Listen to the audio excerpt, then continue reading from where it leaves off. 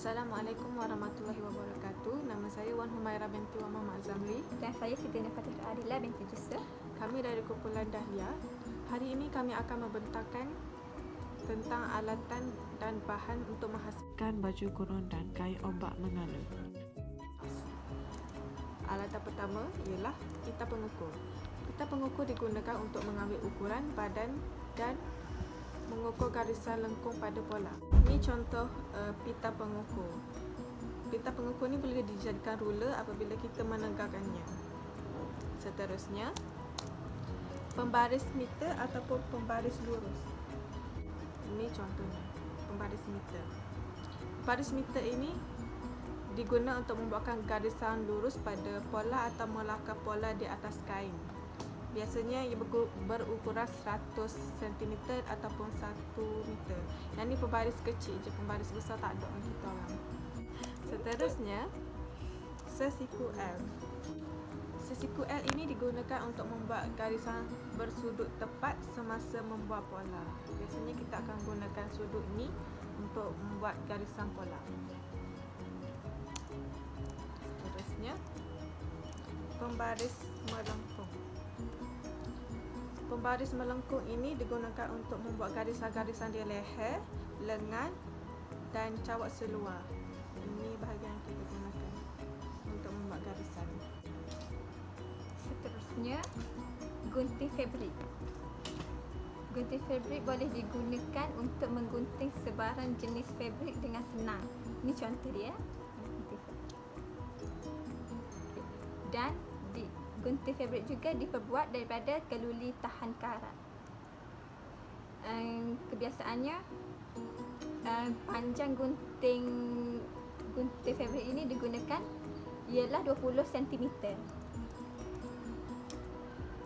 Dan seterusnya, gunting kertas digunakan untuk menggunting kertas saja. Digunakan untuk menggunting pola dan lebihan kain. Gunting fabrik tak boleh guna untuk gunting kertas dan gunting kertas tidak boleh digunakan untuk menggunting fabrik. Seterusnya, Snipper.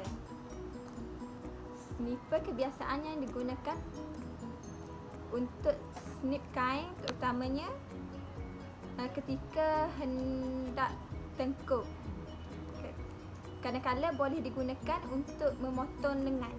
Ataupun boleh digunakan untuk menggunting benda-benda lebihan yang ada pada kain. Seterusnya, kapur tukang jahit ataupun tailor's chart. Okey. Kapur ni digunakan untuk memindahkan tanda-tanda, cabang-cabang dan lain-lain garisan pola daripada kertas pola ke fabrik. Tanda-tanda kapur ni boleh hilang dengan mudah apabila mencuci pakaian. Ia boleh didapati dalam pelbagai warna iaitu hitam, merah, biru, kuning. Yang ada dengan kita warna kuning je. Seterusnya, pensel ataupun marker.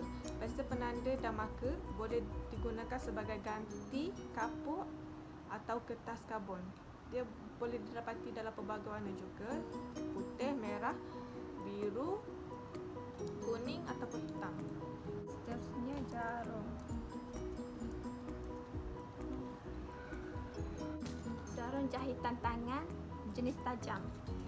Jahitan biasa untuk semua jenis fabrik, dan jarum sulam lebih halus dan panjang. Panjang dan tajam. Jarum mesin pula ni untuk jahitan mesin sahaja dan digunakan pada mesin. Seterusnya, Jarum peniti digunakan untuk melekatkan pola pada kain dan juga untuk mencantumkan fabrik supaya tidak bergerak. Okay. Selain itu, benang jahit. Benang jahit digunakan untuk jahitan tangan dan jahitan mesin. Benang jahitan diperbuat daripada sutera, kapas, nilon dan lain-lain.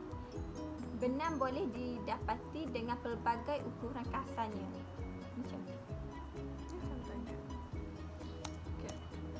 Seterusnya, roda surat. Roda suri ini boleh didapati dalam 3 bentuk seperti dalam rajah berikut. Okey, yang ini yang saya punya. Okey, dia mempunyai mata seperti duri, digunakan untuk fabrik-fabrik yang tebal. Mata seperti bergerigi untuk fabrik-fabrik nipis, dan licin boleh digunakan untuk semua jenis fabrik. Seterusnya, kertas karbon. Kertas karbon ni boleh didapati di mana-mana kedai jahitan yang dia dijual dalam sampul yang mengandungi warna putih, kuning, biru, merah dan sebagainya. Okey, apabila kita membuat tanda-tanda di fabrik menggunakan kertas karbon ini, dia akan senang hilang apabila dibasuh. Tips untuk menggunakan kertas karbon ini, gunakan kertas karbon yang hampir sama warnanya dengan fabrik. Okay, apabila menjahit fabrik yang nipis dan jarang, jangan terlalu tekan roda suri ini kerana akan meninggalkan kesan pada fabrik. Seterusnya, kertas minyak. Kertas minyak pula paling sesuai untuk membuat pola kerana ianya nipis dan mudah disimpan. Jika kertas tebal, apabila melipatnya akan menjadi lebih tebal. Oleh itu, kita memerlukan ruang yang besar untuk menyimpan pola baju pelanggan. Seterusnya, penetas. Penetas.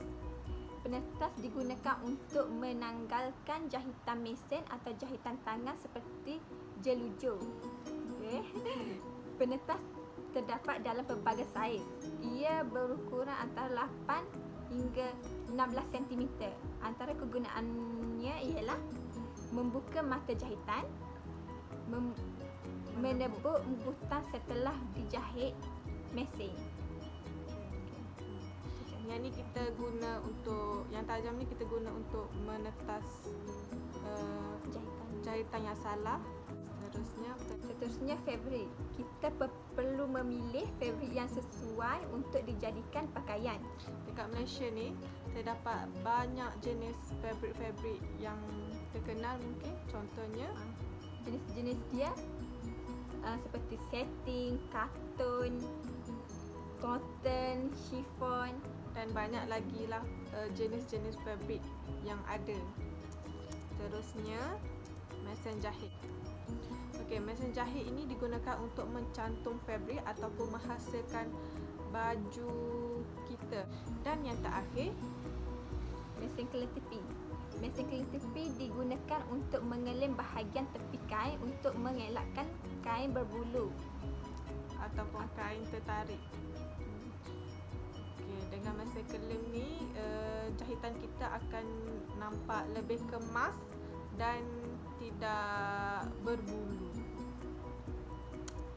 Sekian, terima kasih.